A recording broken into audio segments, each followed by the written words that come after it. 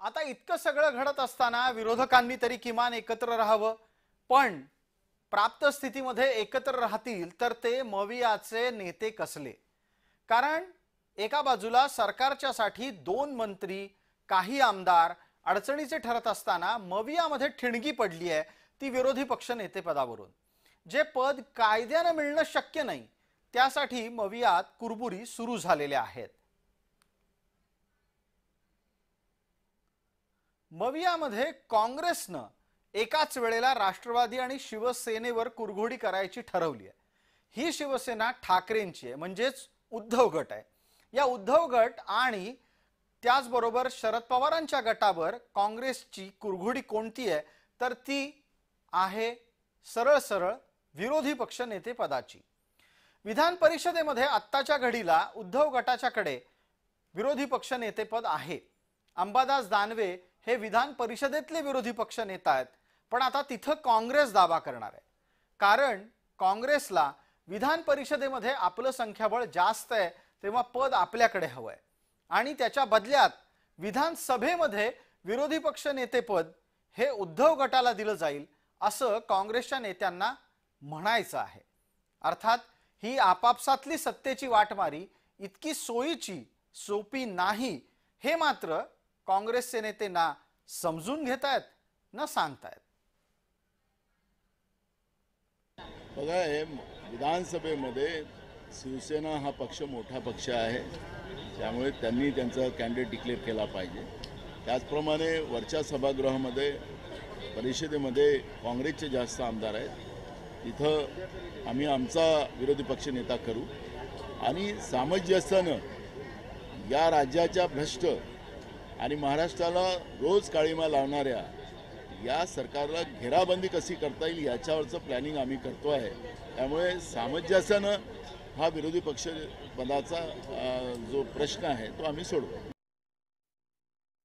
महाराष्ट्रातल्या जनतेने झालेल्या विधानसभेच्या निवडणुकीमध्ये महाविकास आघाडीकडे विरोधी पक्ष नेत्या एवढी देखील आमदार संख्याबळ ठेवलं नाही.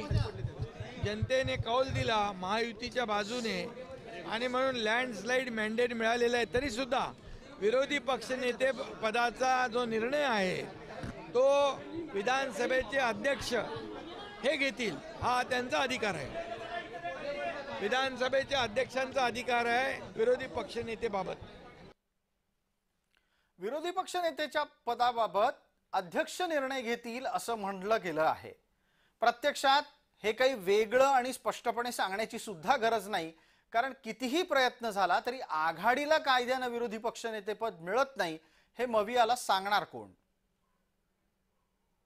कुठल्याही पक्षाकडे, विरोधी पक्षाकडे 29 सदस्य नाही आहे. कारण काय, आपल्या विधानसभेची सदस्य संख्या 288 आहे आणि त्यामुळे 29 सदस्य संख्या असणारा पक्ष 1 कोरेमेवढी संख्यामध्ये 1 सदस्य कोणत्याच एका पक्षाकडे नाही आहे.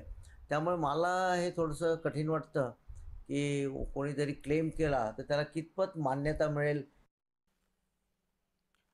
दुसरीकडे काँग्रेसच्या डिवचण्यानं पवार गट अस्वस्थ झालाय. मवियामध्ये सर्वात कमी संख्याबळ असलेल्या पवार गटाला वाऱ्यावर सोडल्याची भावना आता उघडपणे बोलून दाखवली जाते. कारण ज्या मवियाला आत्ताच्या घडीला समोर पाहिलं जातं ती जन्माला घातली शरद पवारांनी आणि त्यांच्याच पक्षाला विधानसभेमध्ये निर्णय प्रक्रियेत स्थानच नाही हे काँग्रेसचं वागणं शरद पवार गटाला काही पटत नाहीये. मी काय अख्खा महाराष्ट्र नाराज आहे. अख्खा महाराष्ट्र या सरकारवर नाराज आहे आणि विरोधी पक्षावर सुद्धा नाराज आहे. सरकारवर का, तर सरकार लोकांचे प्रश्न सोडवत नाही आणि विरोधी पक्ष का, कारण का लोकांचा आवाज बनून लोकांच्या बाजूने त्या ठिकाणी कुणीही लढत नाही. मी विरोधी पक्षातल्या सर्व नेत्यांना विनंती करतो, अनेक अनुभवी नेते त्याच्यामध्ये आहेत, अनेक वेळा मंत्री राहिलेले नेते आमच्याकडे आहेत, पण आज या सरकारच्या विरोधात लोकांच्या बाजूने बोलताना फार कमी नेते त्या ठिकाणी दिसतात. आज लढण्याचे दिवस आहेत, शांत बसण्याचे नाहीत. त्यामुळे आज अख्खा महाराष्ट्र नाराज आहे आणि त्यात मी सुद्धा नाराज आहे असं बोलायला काही हरकत नाही. विशेषतः या भागामध्ये तुर्तास इतकंच. आपण पाहत रहा फक्त जय महाराष्ट्र.